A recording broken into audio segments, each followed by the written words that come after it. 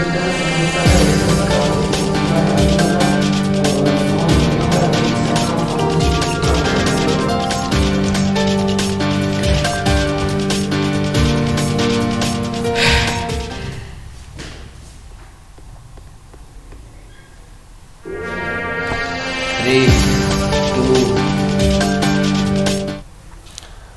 दोस्तों, स्वस्तिक के YouTube channel में आपका हार्दिक स्वागत एवं अभिनंदन।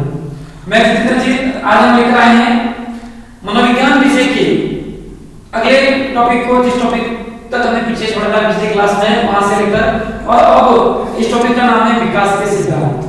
विकास के सिद्धांत के बारे में हम डिस्कस करते हैं। उससे पहले मैं आपको बता दूं कि पिछले कुछ एग्जाम के पेपर आप देखे हैं, वहां पर इस टॉपिक के बारे में आपको कई प्रश्न देखने को मिलेंगे। आज के टॉपिक में हम कोशिश करेंगे कम से कम एक प्रश्न जो है वो इस टॉपिक से आप मनोविज्ञान में पूछेगा बाल विकास के अंदर, जिस टॉपिक को हम कवर करने की कोशिश करेंगे। तो शुरू करते हैं आज के टॉपिक का, जिस टॉपिक का नाम आपको थंबनेल में दिख रहा होगा, विकास के सिद्धांत। देखते हैं हम विकास के सिद्धांत क्या है। सबसे पहले अगर हम देखें तो विकास के सिद्धांतों को सामान्यतः विकास के सिद्धांत जो है वो विकास के सिद्धांत कई किताबों में आप देखो गाइडों में दो प्रकार से दे रखे हैं, जहां पर आपके मस्तिष्क में या माइंड में उलझन रहती है कि हमें कौन से विकास के सिद्धांत पढ़ने हैं और कौन से नहीं पढ़ने हैं। उस बात को आज हम क्लियर करेंगे और आगे देखेंगे विकास के सिद्धांत के बारे में।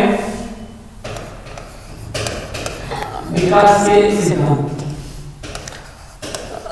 अब देखो विकास के सिद्धांत कई प्रकार के हैं, इसमें कई मनोवैज्ञानिकों ने भी अलग-अलग मत बताए, मनोवैज्ञानिकों ने भी बताया, लेकिन सामान्यतः मनोविज्ञान के जो विकास के सिद्धांत हैं उन सिद्धांतों को हम दो पार्टों में डिवाइड करके देखेंगे। एक तो सामान्य सिद्धांत, दूसरे मनोवैज्ञानिक सिद्धांत।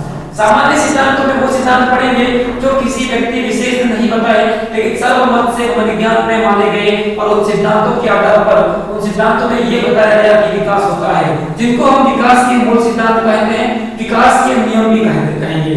तो विकास के सामान्य सिद्धांत, विकास के नियम, और देखें तो विकास के मूल सिद्धांत के नाम से जानते हैं। दूसरे ऐसे सिद्धांत जो किसी मनोवैज्ञानिक विशेष के द्वारा बताए गए, उन सिद्धांतों को हम कहेंगे विकास के मनोवैज्ञानिक सिद्धांत। और इस मनोवैज्ञानिक सिद्धांतों में जैसे संज्ञानात्मक विकास का सिद्धांत, जेन पियाजे का, मनोवैज्ञानिक का सिद्धांत, सिगमंड फ्राइड का, जेरोम बर्गर का सिद्धांत, एरिस्टो का सिद्धांत, इस तरह के सिद्धांत हैं, उन सिद्धांतों के अनुसार हम देखेंगे कि विकास कैसे होता है। बायोलॉजी का सिद्धांत भी देखेंगे आगे। तो इस तरह के सिद्धांत को मनोवैज्ञानिक सिद्धांत तो अगली क्लास में देखेंगे, और आज की क्लास में हम देखेंगे कि विकास के जो सामान्य सिद्धांत हैं, तो विकास के जो सिद्धांत हैं, इन सिद्धांतों को हम क्या कह सकते हैं, विकास के नियम भी कह सकते हैं। कई किताबों में आपको मिलेगा कि इन सिद्धांतों को विकास के नियम के नाम से भी लिखा हुआ है। तो कोई बात नहीं, जो भी हो हम देखेंगे ये सिद्धांत जो पूछेंगे पिछले पेपर में पूछे गए हैं, उनको सिद्धांत के नाम से भी पूछा गया है, लेकिन विकास के नियम भी ये कहे जाते हैं जिनके आधार पर बादल का विकास होता है। उन सिद्धांत को पढ़ते हैं। पहला सिद्धांत पढ़ते हैं आज, और सिद्धांत का नाम है, पहला सिद्धांत निरंतरता का सिद्धांत। नाम से समझ में आ रहा होगा आपको, निरंतरता का सिद्धांत, मतलब जो विकास का पहला सिद्धांत है, इस सिद्धांत का नाम है निरंतरता का सिद्धांत। अर्थात ये सिद्धांत कहता क्या है, तो ये सिद्धांत इस बात पर बल देता है कि जो विकास है वो विकास एक सतत व निरंतर चलने वाली प्रक्रिया है। क्या कहता है ये कि विकास सतत व निरंतर चलने वाली प्रक्रिया है। मतलब इस सिद्धांत के आधार पर देखें तो विकास कैसी प्रक्रिया है, एक तो सतत चलेगा, मतलब लगातार चलेगा, दूसरा निरंतर चलेगा। तो सतत व निरंतर चलने वाली प्रक्रिया है। तो विकास सतत व निरंतर लगातार चलता रहेगा, तो कभी रुकेगा नहीं। तो कब से कब तक चलता है विकास की बात करें तो ये जो विकास है वो गर्भावस्था से प्रारंभ होता है, और गर्भावस्था से लेकर मृत्यु तक भी कह सकते हैं हम। अर्थात कब से प्रारंभ होगा, तो यहाँ पर लिखा है तो विकास जो है वो गर्भधारण से प्रारंभ होगा, और गर्भधारण से लेकर कब तक, मृत्यु तक, या फिर हम कह सकते हैं कि गर्भावस्था से लेकर वृद्धावस्था तक चलने वाली प्रक्रिया है। तो विकास की बात की हमने, तो पहला सिद्धांत देखा विकास में निरंतरता का सिद्धांत। तो निरंतरता का सिद्धांत क्या कहता है कि विकास एक सतत व निरंतर चलने वाली प्रक्रिया है, जैसे कि गर्भावस्था से प्रारंभ होता है और वृद्धावस्था या मृत्यु तक निरंतर चलता रहता है, कभी भी रुकावट नहीं होती। तो पहला सिद्धांत नाम से स्पष्ट होगा, आपको समझ में आ रहा होगा। इसके बाद हम बात करते हैं दूसरे सिद्धांत की। दूसरे सिद्धांत का नाम है अनियमितता का सिद्धांत। अनियमितता का सिद्धांत, पहला सिद्धांत तो देखा है कि विकास निरंतर चलने वाली प्रक्रिया है, जबकि दूसरा सिद्धांत क्या कहता है कि अनियमितता का सिद्धांत, मतलब विकास जो है वो अनियमित प्रक्रिया है। मतलब विकास चलेगा तो सही, निरंतर चलता तो है, सतत भी चलेगा, लगातार होता रहता है, पर इसमें क्या है कि विकास का जो क्रम है वो, जैसे देखिए विकास की गति का सिद्धांत भी कहते हैं इसको, तो विकास की जो गति है वो गति कैसी है, तो विकास की गति का सिद्धांत भी इसको कहेंगे। तो विकास की जो गति है वो गति कभी भी निरंतर नहीं रहती, एक समान नहीं रहती। विकास की गति कभी भी एक समान नहीं रहती है। तो विकास की गति क्या है, तो कभी घटती तो कभी बढ़ती रहती है। विकास की गति सदैव निरंतर नहीं रहती, एक जैसी नहीं रहती। तो विकास की गति कभी घटती तो कभी बढ़ती रहती है। जैसे हम देखें तो शिशुआवस्था की बात करें तो शिशुआवस्था का बालक जो होता है, शिशुआवस्था में विकास जो है उस विकास की गति कैसी होती है, तीव्र होती है। शिशुआवस्था में विकास की गति तीव्र है, जबकि हम देखें बाल्यावस्था की बात करें तो बाल्यावस्था का जो बालक होता है उसके अंदर विकास की गति की बात करें तो बाल्यावस्था का विकास जो होता है उसकी गति मंद होती है। तो बाल्यावस्था में विकास की गति मंद होती है, शिशुआवस्था में विकास की गति तीव्र होती है, और किशोरावस्था में पुनः विकास की गति क्या हो जाती है, तीव्र हो जाती है। तो किशोरावस्था की बात करें, किशोरावस्था में विकास की गति क्या हो जाती है, पुनः तीव्र हो जाती है। इसका मतलब हमने देखा कि शिशुआवस्था में विकास की गति तीव्र थी, बाल्यावस्था में विकास की गति मंद है, और किशोरावस्था में विकास की गति पुनः तीव्र हो जाती है। इसका मतलब विकास की जो गति है वो गति क्या है, अनियमित है, कभी भी एक जैसी नहीं रहती। मतलब विकास की गति नियमित नहीं है, अनियमित है। इस कारण इस सिद्धांत को हम कहेंगे अनियमितता का सिद्धांत, विकास की गति का सिद्धांत। तो दो सिद्धांत हमने देखे, दो सिद्धांतों में पहला सिद्धांत हमने देखा, इस सिद्धांत का नाम है निरंतरता का सिद्धांत। अगर प्रश्न पूछे एग्जाम में कि विकास सतत और निरंतर चलने वाली प्रक्रिया है, यह विकास का कौन सा सिद्धांत है, तो यह विकास का निरंतरता का सिद्धांत है। अगर पूछे कि शिशुआवस्था में विकास की गति तीव्र, बाल्यावस्था में विकास की गति मंद और किशोरावस्था में विकास की गति पुनः तीव्र होती है, अर्थात यह विकास का कौन सा सिद्धांत के अनुसार होता है, तो यह विकास का कौन सा सिद्धांत है, अनियमितता का सिद्धांत, या फिर कुछ बोलता है तो विकास की गति का सिद्धांत कहा जाएगा। तो यहाँ तक समझ में आ गया होगा आपको। अगर यहाँ तक दो सिद्धांत समझ में आ रहे हैं और स्क्रीनशॉट ले लीजिएगा इसको।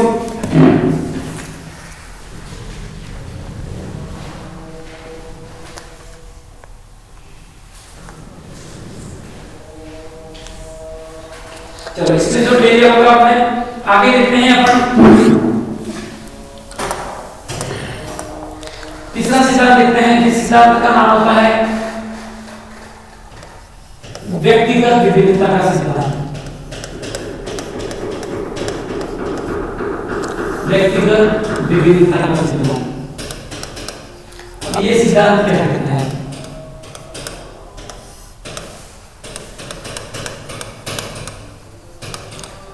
ये सिद्धांत कहता है कि बालक का विकास होता है, लेकिन कैसे, भिन्न भिन्न तरीके से। प्रत्येक बालक का जो विकास है वो भिन्न भिन्न तरीके से होगा। ये सिद्धांत कहता है कि बालक का विकास तो होता है, पर कैसे, व्यक्तिगत भिन्नता, प्रत्येक व्यक्ति में विकास की भिन्नता पाई जाती है। कैसे पाई जाती है, अगर हम एग्जांपल के तौर पे देखें कि अगर आप दो 5 वर्ष के बालकों को ले लें, हम दो 5 वर्ष के बालकों को अगर ले लें तो 5 वर्ष के दो बालक हैं, एक बालक 5 वर्ष का है, दूसरा बालक भी क्या है, वो भी 5 वर्ष का है।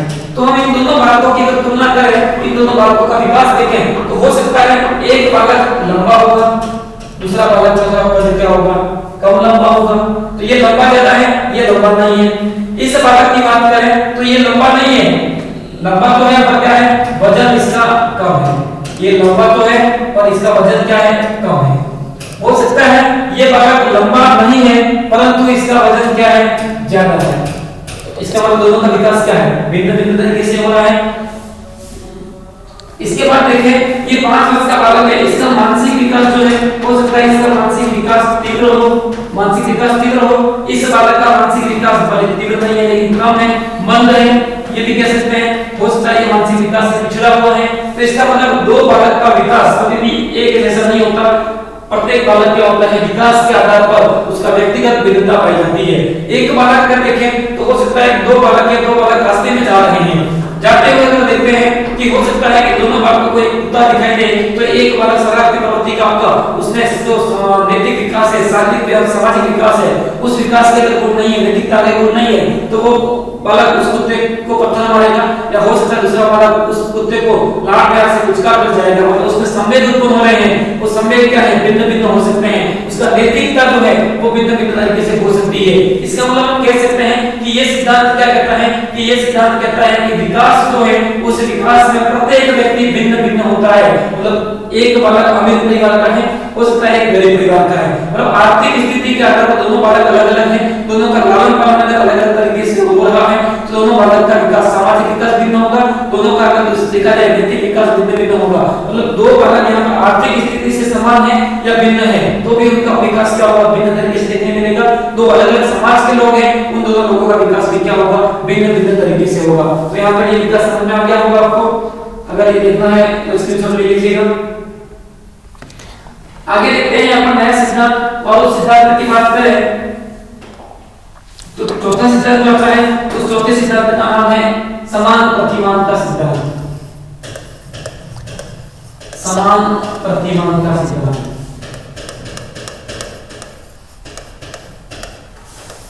समान प्रतिमानता सिद्धांत।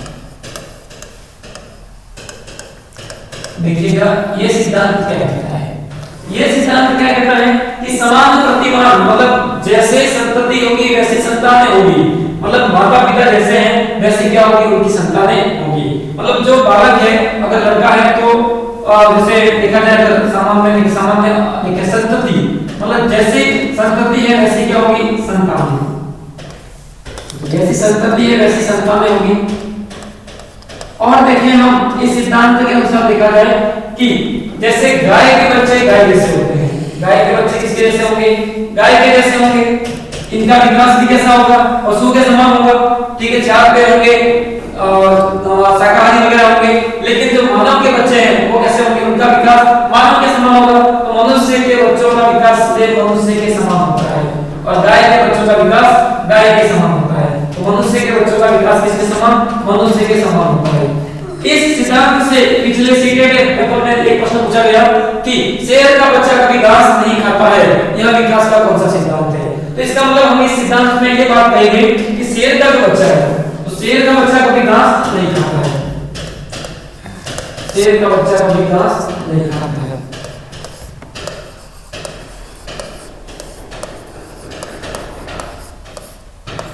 इसका मतलब ये जो उदाहरण है वो किसका है, तो ये समान प्रतिमान सिद्धांत का उदाहरण है। कैसे है हम देखते हैं कि शेर का जो वाला बच्चा है वो शेर का बच्चा है, शेर हमेशा मांसाहारी होता है, तो उसकी संतानें कैसे होगी, वो भी मांसाहारी होगी। तो घास कब खाएगा, जब शाकाहारी होगा तो खाएगा। तो शेर का बच्चा कभी घास नहीं खाता है, यह विकास का कौन सा सिद्धांत है, तो यह सिद्धांत समान प्रतिमान का सिद्धांत है। मतलब शाकाहारी जो जीव है उनकी संतानें शाकाहारी होगी, और मांसाहारी जो जीव है उनकी संतानें मांसाहारी। अगर यहाँ पर ये पूछ ले कि गाय का बच्चा क्या खाएगा, घास खाएगा, तो गाय का बच्चा घास खाता है, यह भी सिद्धांत पूछे तो कौन सा है, समान प्रतिमान का। क्योंकि जैसे यहाँ पर शेर मांसाहारी था तो उसकी संतानें भी क्या होगी, मांसाहारी होगी, शाकाहारी नहीं होगी। तो इसका मतलब ये सिद्धांत सबके क्लियर है, और ये उदाहरण सीटेट में आ रखा है, तो इसको भी नोट कर लीजिएगा अपनी कॉपी में।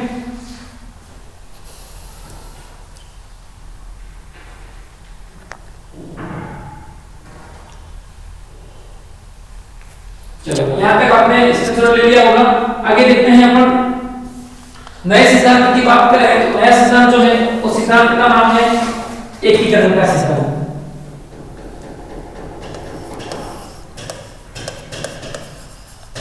एकीकरण का सिद्धांत।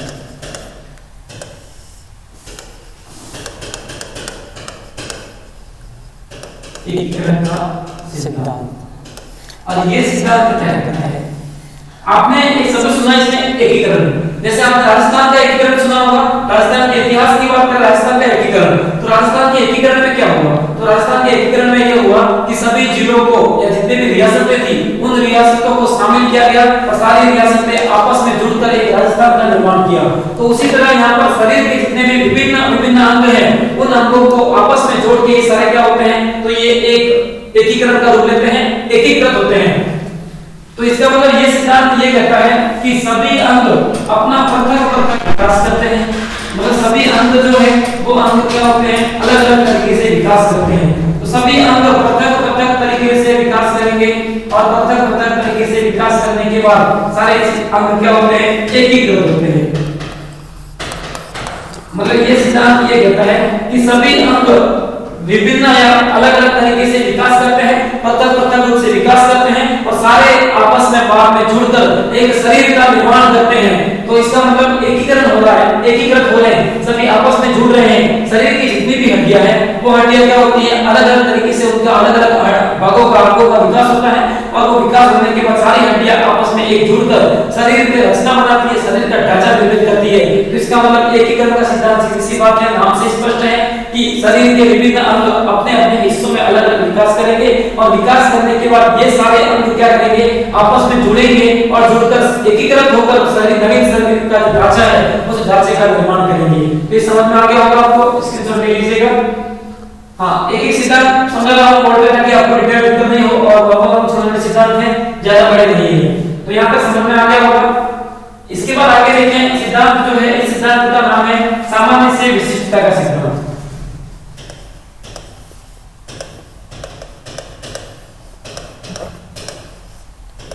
सामान्य से विशिष्टता का सिद्धांत।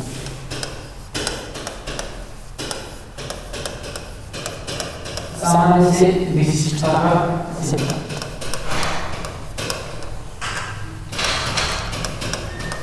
सामान्य से विशिष्टता का सिद्धांत। ये सिद्धांत क्या कहता है? ये सिद्धांत कहता है कि कोई बालक है उसका विकास पहले सामान्य अंगों का विकास होगा फिर विशिष्ट अंगों का। इस सिद्धांत में दो मत प्रचलन में है। पहला मत क्या है, तो इस विकास का पहला मत है कि एक तो पहले सामान्य अंगों का विकास होगा। पहला मत कहता है कि सामान्य अंगों का विकास और सामान्य अंगों के बाद विशिष्ट अंगों का विकास। पहला मत तो ये, पहले सामान्य अंगों का विकास होगा, इसके बाद विशिष्ट अंगों का विकास होगा। जैसे अपन देखें कि इस सिद्धांत के अंदर जो विकास है वो विकास सामान्य अंग शरीर के सामान्य पूरा हाथ बन गया और हाथ बनने के बाद कोहनी से मोड़ना अलग होना, कलाई से अलग होना, अलग अलग अंगुलियों का विकास होना। मतलब पहले एक सामान्य अंग का निर्माण हुआ, फिर विभिन्न उसके अलग अलग हिस्सों का अलग अलग भागों का निर्माण हुआ, जिसको कहते हैं विशिष्ट अंग।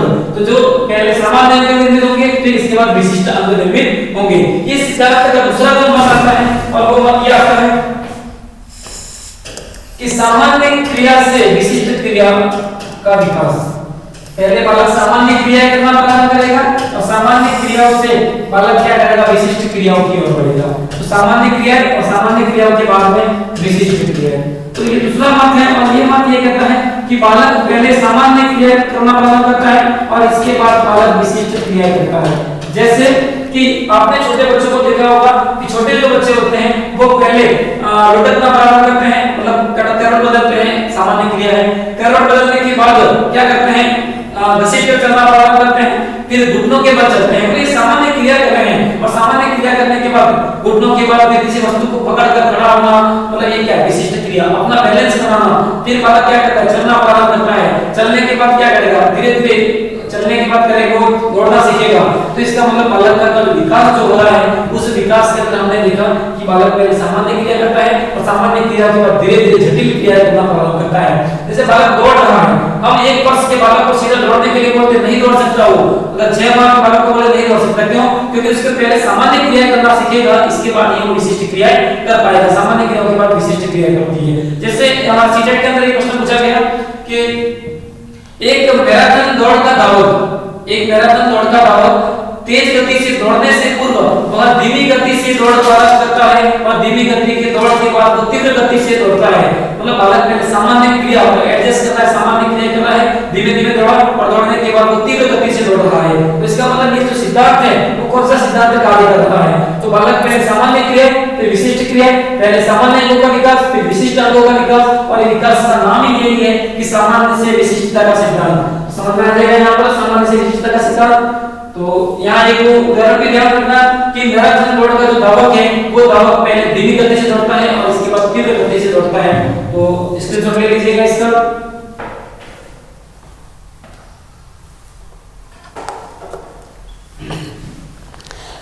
हाँ, स्क्रीनशॉट ले लिया होगा। इसके बाद देखते हैं अपन वर्तुलाकार सिद्धांत।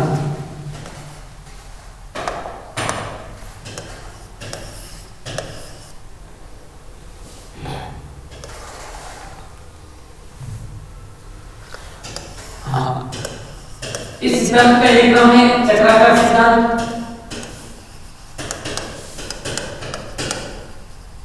इस सिद्धांत का दूसरा नाम है वर्तुलाकार सिद्धांत।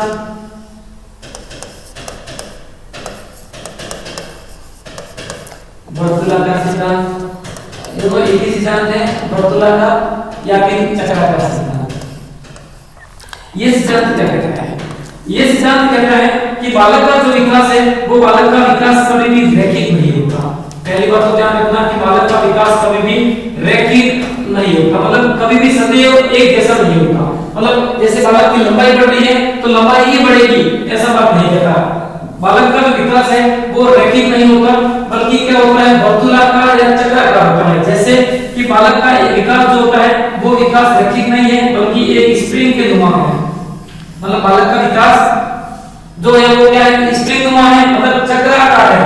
जैसे लंबाई के साथ साथ चौड़ाई का भी बढ़ना, लंबाई बढ़ रही है तो इसका मतलब उसकी चौड़ाई भी बढ़ेगी। तो एक अंग का अकेले विकास नहीं होता, बल्कि सभी अंगों का विकास एक साथ समान अनुपात रूप में होता है। जैसे अगर एक अंग का विकास, जैसे पहले एक हाथ में बोल दिया कि मैं विकास करूं, एक हाथ विकास कर रहा है, दूसरा हाथ बाद में विकास होगा, ऐसा नहीं होता। दोनों हाथों का विकास होगा, दोनों हाथों का समान अंग है, समान अंगों का विकास उसकी समानता के अंदर अनुपात में, समान अनुपात में इनका विकास होता है। तो इसका मतलब ये सिद्धांत ये कहता है कि बालक का विकास कभी भी रैखिक नहीं होता है, बल्कि कैसा होता है, चक्राकार या वर्तुलाकार होता है। तो मतलब समान, जैसे लंबाई बढ़ रही है वैसे की वैसे क्या हो रही है, लंबाई के साथ साथ में चौड़ाई का भी बढ़ना। मतलब ये सिद्धांत कहता है कि विकास जो है उसके, इस सिद्धांत में जितने भी अंग हैं शरीर के, वो अंग क्या करते हैं, समान अनुपात में विकास करते हैं, समान अनुपात में विकास करते हैं। तो इस सिद्धांत के आधार पर देखा जाए तो चक्राकार सिद्धांत, वर्तुलाकार सिद्धांत कभी भी विकास रैखिक नहीं होता, बल्कि क्या होता है कि चक्राकार होता है, लंबाई के साथ साथ क्या होना, चौड़ाई का भी बढ़ना। तो यहाँ तक समझ में आ गया होगा इस सिद्धांत आपको?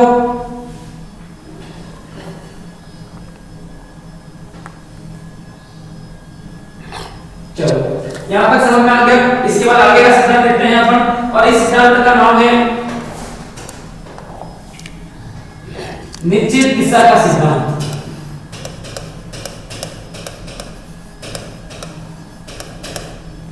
निश्चित दिशा का सिद्धांत।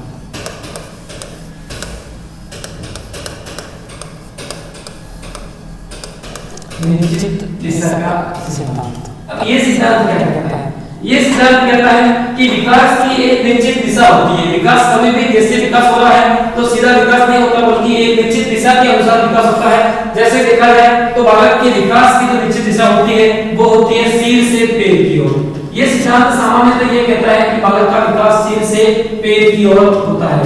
तो बालक का विकास सिर से पैर की ओर होता है, ये सिद्धांत ये होता है। लेकिन एक भारतीय मनोवैज्ञानिक हुए, और जिस मनोवैज्ञानिक का नाम है कुप्पुस्वामी। तो भारतीय मनोवैज्ञानिक कुप्पुस्वामी जो है वो कुप्पुस्वामी ये बताते हैं कि बालक का जो विकास होता है वो विकास दो दिशाओं में होता है। विकास के जो सिद्धांत है, ये निश्चित दिशा जो है ये दिशा दो प्रकार की होती है। और पहली इन्होंने बताया सिफेलोपोडल, सिफेलोपोडल। इनके अनुसार जो विकास है वो विकास की दो दिशाएं हैं। पहली दिशा सिफेलोपोडल और दूसरी दिशा इन्होंने बताई प्रॉक्सियोडिस्टल। प्रॉक्सियोडिस्टल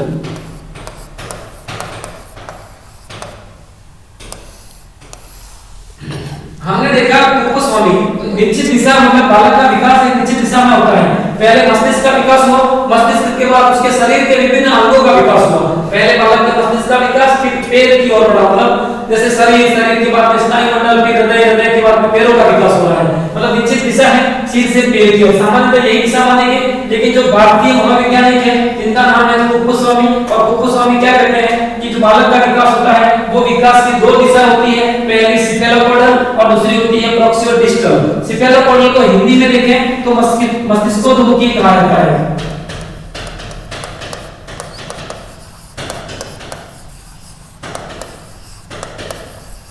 मस्तिष्कोद्मुखी।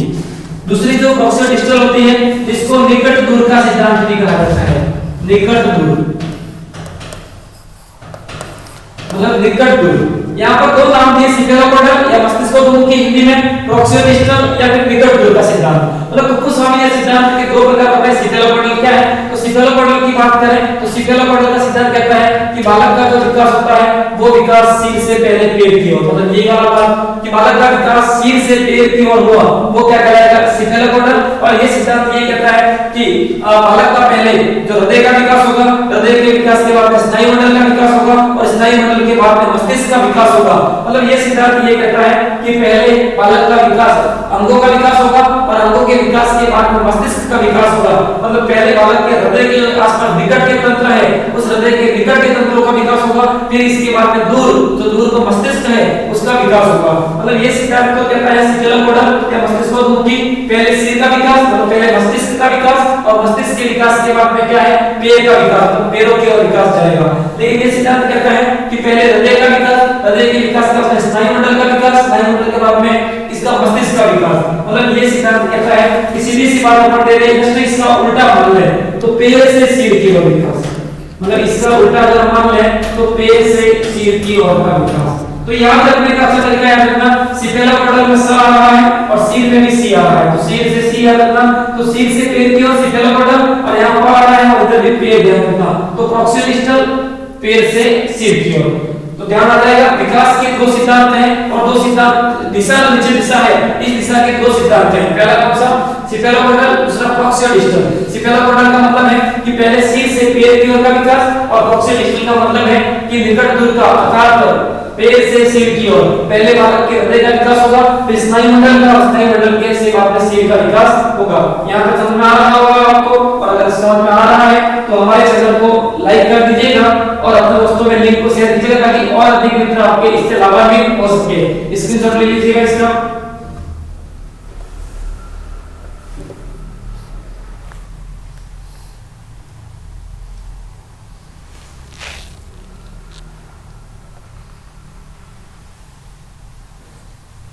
चलो स्क्रीनशॉट ले लिया होगा आपने।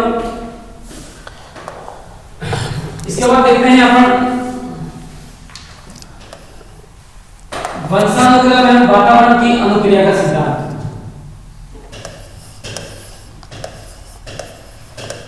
वंशानुक्रम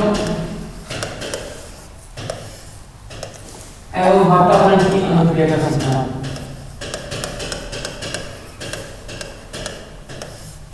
वंशानुक्रम एवं वातावरण की अनुक्रिया का सिद्धांत।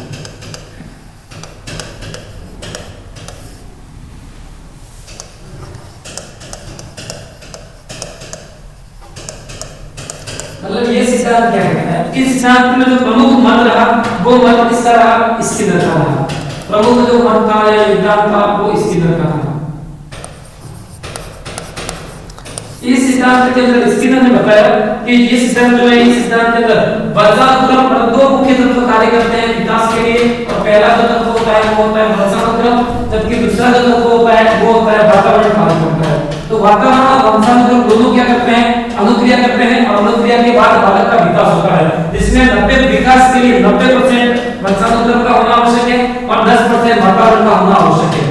तो इस सिद्धांत के अंदर स्किनर ने प्रमुख बल दिया और ये बताया कि बालक का जो विकास होता है उस विकास के लिए वंशानुक्रम का होना आवश्यक है और साथ ही साथ वातावरण का होना भी आवश्यक है। और वंशानुक्रम के जो तत्व कार्य करते हैं तो वंशानुक्रम इसमें 90% जो है वो वंशानुक्रम डिपेंड रहेगा और बाकी 10% जो है वो वातावरण डिपेंड रहेगा। तो मतलब बालक के विकास के लिए 90% वंशानुक्रम की आवश्यकता होती है, जबकि 10% जो गुण है वो कार्य वातावरण क्रिया करेगा और इन दोनों की क्रियाओं के बाद बालक का विकास होगा। तो इस सिद्धांत से हमने अभी तक देखा विकास के जो सिद्धांत हैं उन सिद्धांतों में सामान्य सिद्धांत या विकास के नियम थे, इन नियमों के बारे में हमने जानकारी ली। अगली क्लास में हम देखेंगे तो विकास के मनोवैज्ञानिक सिद्धांत, जिसके अंदर हम सिगमंड फ्रायड का सिद्धांत, जीन पियाजे का सिद्धांत, वाइगोत्स्की का सिद्धांत और एरिक्सन का सिद्धांत देखेंगे। तो यहाँ पर अगर आपको समझ में आ रहा है तो वीडियो को अपने दोस्तों में लिंक शेयर कीजिएगा, वीडियो को लाइक कीजिएगा और स्वास्थ्य एजुकेशन का चैनल है, इस चैनल को अगर आपने सब्सक्राइब नहीं किया है अभी तक तो इसको सब्सक्राइब कर लीजिएगा। और जय हिंद, मिलते हैं अगली क्लास में।